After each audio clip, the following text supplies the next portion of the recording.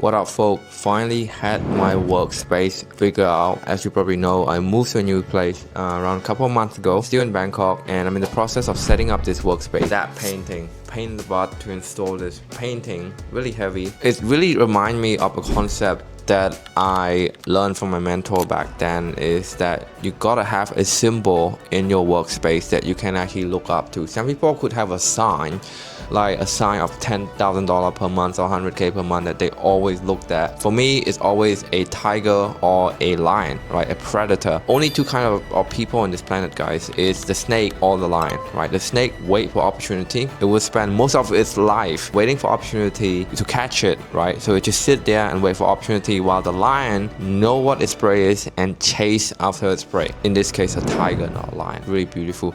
In this case, this tiger is always looking behind you, making sure that you are doing the right thing to achieve that true number that you fully deserve, your future self and your future family truly deserve. So this is a short video. I might make another video about my home tour here. Very beautiful place in the center of Bangkok, and if you want to know, just like drop in a comment. But this is gonna be the symbol I'm gonna be looking up to in my workspace.